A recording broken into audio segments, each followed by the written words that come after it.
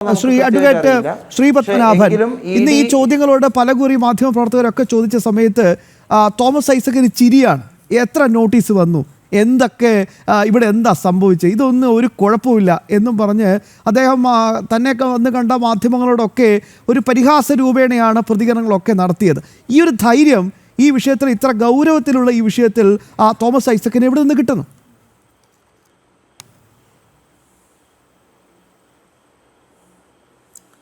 അല്ല, ഇതിൽ അടിസ്ഥാനപരമായി മനസ്സിലാക്കേണ്ട ഒരു കാര്യം, നമ്മളെ ഈ ഇപ്പോഴത്തെ ഈ നോട്ടീസുണ്ട്, നമ്മൾ ഈ ചർച്ച ചെയ്യുന്ന വിഷയം, ഈ വിഷയത്തിൽ ED അയച്ച നോട്ടീസുകളിൽ പറഞ്ഞിരിക്കുന്ന, ആരോപിക്കുന്ന, ഇപ്പോൾ ഷോക്കോസ് നോട്ടീസാണല്ലോ, നിങ്ങൾ ഇന്നെന്ന തെറ്റുകൾ ചെയ്തിട്ടുണ്ട്, അതിന് നടപടി എടുക്കാതിരിക്കാൻ വല്ല കാരണമുണ്ടോ എന്ന ചോദ്യം, ആ കുറ്റങ്ങൾ, അതായത് ആ തെറ്റുകൾ എന്ന് ED പറയുന്ന കാര്യങ്ങൾ എല്ലാം ശരിയാണെങ്കിൽ തന്നെ ജയിലിൽ അറസ്റ്റ് ചെയ്യാനോ ജയിലിൽ പിടിച്ചിടാനോ വകുപ്പൊന്നുമില്ല.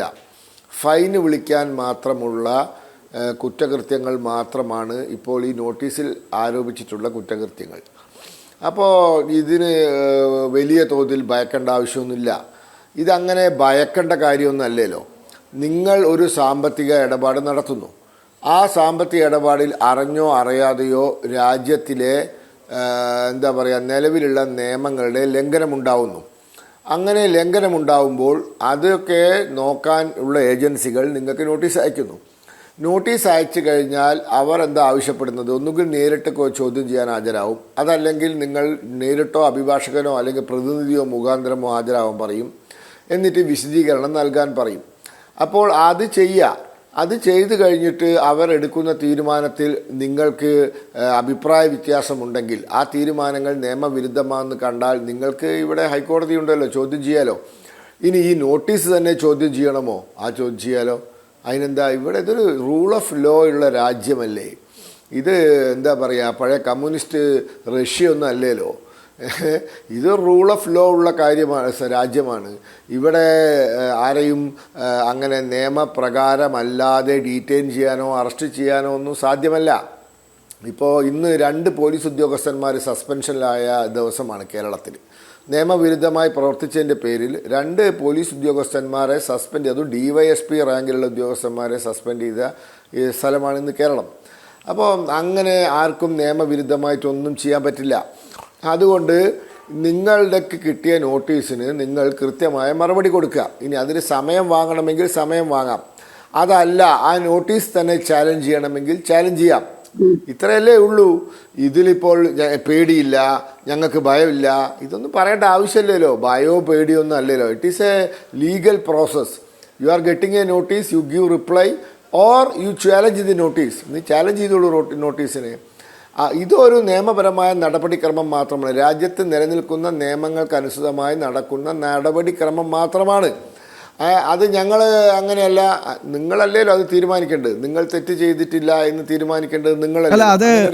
അത് രസകരമായ ഒരു മറുപടി ഉണ്ട് തോമസ് ഐസക്കിന്റെ. ഞാനൊന്ന് അത് ശ്രീ പത്മനാഭനെയും ഒപ്പം തന്നെ നമ്മുടെ പ്രിയപ്പെട്ട പ്രേക്ഷകരെ ഒന്ന് കാണിച്ചിട്ട് തിരിച്ചു വരാം.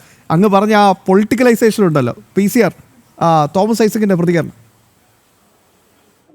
ഇല്ല, അതിൻ്റെ ഉത്തരം. ഇവരൊക്കെ വിളിക്കുമ്പോൾ കയറാനും പോകാനും വരാനിരിക്കുക. ഇവിടെ ഒരു പൗരന് അവകാശമുണ്ടെന്ന് ഭരണഘടന ചില അവകാശങ്ങൾ നൽകിയിട്ടുണ്ട്. എന്നെ ഇങ്ങനെ വിളിക്കുമ്പോൾ അങ്ങോട്ട് ചെല്ലാൻ നിൽക്കുകയല്ല. ശ്രീ പത്മനാഭൻ, അങ്ങ് പറഞ്ഞതുപോലെയാണ്, മനസ്സില്ല എനിക്ക് പോവാൻ, ഇവിടെ ആരും വിളിക്കുന്നില്ല. പക്ഷെ ഇതെങ്ങനെയാണ് രാഷ്ട്രീയവൽക്കരിക്കുന്നതെന്ന് നോക്കൂ.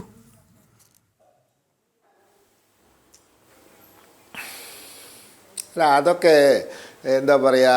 നിലവാരം കുറഞ്ഞ ചില രാഷ്ട്രീയ പ്രസ്താവനകൾ മാത്രമാണ്. അതിപ്പോൾ ഭരണഘടനയിൽ കുന്തവും കുടച്ചൊക്കറാണെന്ന് പറഞ്ഞ ഒരാൾ ഇപ്പോഴും മന്ത്രി കസാലയിൽ ഇരിക്കുന്നുണ്ട്. അപ്പോൾ അതിനൊന്നും നമ്മൾ ആ രീതിയിൽ കണ്ടാൽ മതി. നമ്മുടെ നാട്ടിൽ ഒരു അന്വേഷണ ഏജൻസി നിങ്ങളെ വിളിപ്പിച്ചാൽ നിങ്ങൾക്ക് പോവാതിരിക്കാം. പക്ഷെ പോവാതിരിക്കുമ്പോൾ നിങ്ങൾ ചാലഞ്ച് ചെയ്യണം, കോടതിയിൽ പോയിട്ട് അത് ചാലഞ്ച് ചെയ്യണം.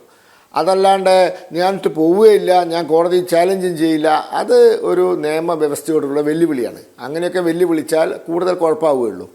അറിയാലോ, അരവിന്ദ് കെജ്രിവാളിനെ അവർ 9 തവണ നോട്ടീസ് അയച്ചു ചോദ്യം ചെയ്യാൻ. 9 തവണ നോട്ടീസ് അയച്ചു.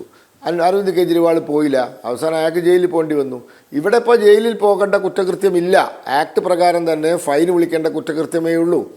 നിങ്ങൾ പോയിട്ടില്ലെങ്കിൽ അവർ ചിലപ്പോൾ നിങ്ങൾക്ക് അവസരം 1 or 2 തവണയും കൂടി തന്നിട്ട് വീണ്ടും നിങ്ങൾ പോയിട്ടില്ല അവർ ഫൈൻ വിളിക്കും.